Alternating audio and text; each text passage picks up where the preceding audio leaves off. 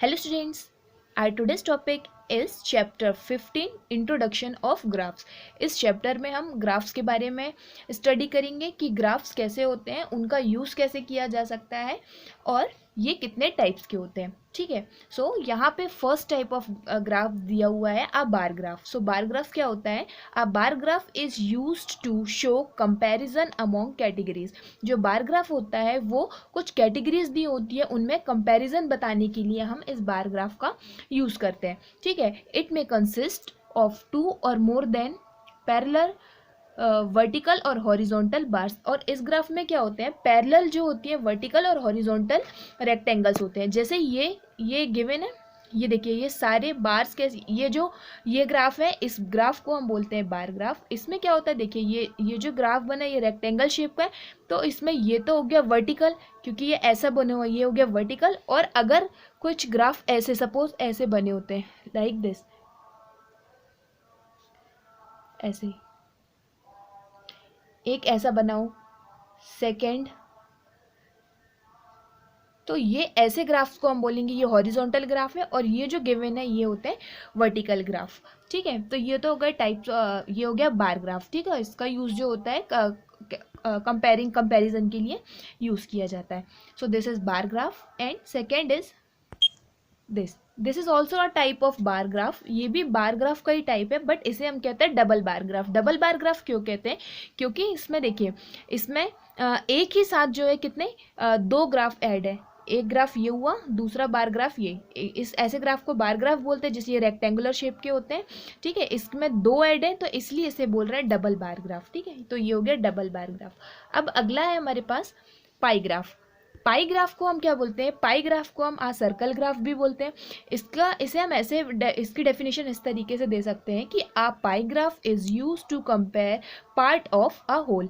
मतलब किसी भी होल पार्ट में से किसी एक पार्ट को हमें बताना है तो उसके लिए हम यूज़ करते हैं पाई ग्राफ का। ठीक है, पाई ग्राफ से बताते हैं the circle represent the whole and whole is a pie graph. जो सर्कल होता है ये पूरा सर्कल एक होल थिंग को बताता है। ठीक है, जिसमें से हम अलग अलग पार्ट्स को बता सकते हैं। जैसे यहाँ पे एक एग्जांपल दिया हुआ है, this is here it shows a percentage of viewer watching different types of TV channel। so ये होल दिया हुआ है, सारे चैनल्स दिए हैं। देखिए एंटरटेनमेंट 50% लोग इसे बांटा गया। ठीक है, इसको देख के हम बता सकते हैं कि जो एंटरटेनमेंट वाले हैं वो 50% देखते हैं चैनल्स। ठीक है, स्पोर्ट्स चैनल 25% देखते हैं, न्यूज़ चैनल 15% लोग देखते हैं, और इन्फॉर्मेटिव चैनल जो है वो 10% लोग देखते हैं। तो इस पूरे सर्कल का 10% ये क्या हो गया? ये सिर्फ जो ब्लैक वाला पार्ट है ये हो गया 10%। तो इतना एरिया बताता है कि ये होल का सिर्फ इतना, ये है 10% जो है वो इंफॉर्मेशन चैनल का है। ये 15% जो लाइट शेड में दिख रहा है, लाइट ब्लैक शेड में, ये है न्यूज़ चैनल। न्यूज़ चैनल का जो पार्ट बोल सकते हैं, न्यूज़ चैनल का पार्ट है। इस होल में से इतना पार्ट जो है कितना है? न्यूज़ चैनल का। स्पोर्ट के लिए हम देखें तो ये टोटल सर्कल का 1/4 पार्ट कहलाया। ठीक है, क्योंकि ये सर्कल का ये हाफ कहलाया, एंड हाफ का भी हाफ मतलब 1/4, तो ये हो गया स्पोर्ट। ये स्पोर्ट्स के लिए। एंड ये पूरा जो हाफ है, हाफ मतलब ये सर्कल का हाफ, ये जो चैनल है ये इंटरटेनमेंट, जो 50% लोग पसंद करते हैं। ठीक है, तो ये हो गया pie chart. Now third one is histograph. Histograph में क्या होता है?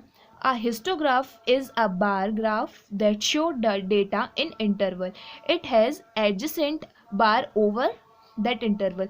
मतलब अगर हमें किसी डेटा में क्या हुआ, इंटरवल वाले डेटा दिए होते हैं। ठीक है, तो उसके लिए हम हिस्टोग्राफ का यूज़ करते हैं। जैसे ये हमें एक डेटा गिवन है। ठीक है, this is a type of data जिसमें वेट है मैं इंटरवल पे 40 to 45, 45 से 50। तो इनमें क्या है? इनमें जो है इंटरवल दिया हुआ है। ठीक है, एंड इसके लिए अगर हमें बार ग्राफ जो ड्रॉ करना होता है तो उसके लिए हम हिस्टोग्राफ ड्रॉ करते हैं। ठीक है, ये हो गया हिस्टोग्राफ। तो हिस्टोग्राफ इसमें क्या हो गया? 40 to 45 लोगों में नंबर ऑफ पर्सन कितना है, कितने लोगों का वेट जो है 40 से 45 लोगों 45 kg के बीच में है, सो 4। तो हम क्या लिखते हैं? एक एक्सिस में ले लेते हैं।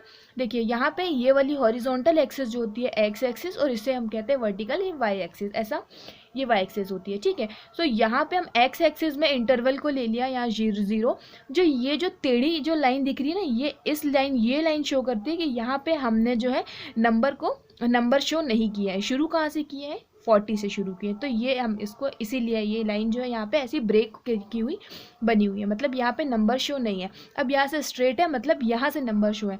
तो यहाँ नंबर्स ले लिए 40, 45, 50, जो इंटरवल हमारा दिया उसी इंटरवल पे ले लिया।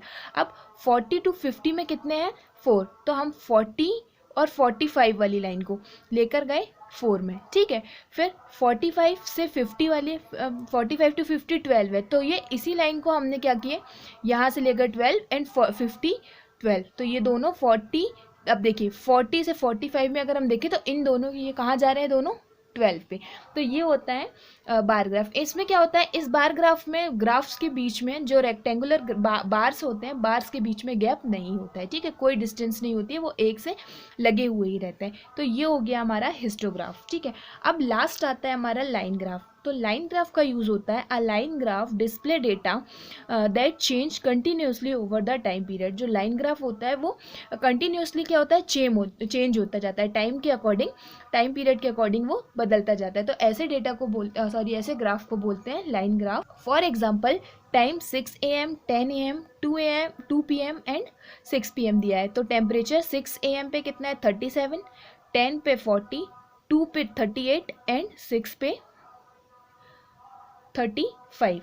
तो इसे अगर हमें शो करना है ग्राफ पे तो हम यूज़ करेंगे लाइन ग्राफ। सो ये हो गया हमारा लाइन ग्राफ। तो एक एक्सिस पे हमने ले लिया टाइम और दूसरे पे टेम्परेचर।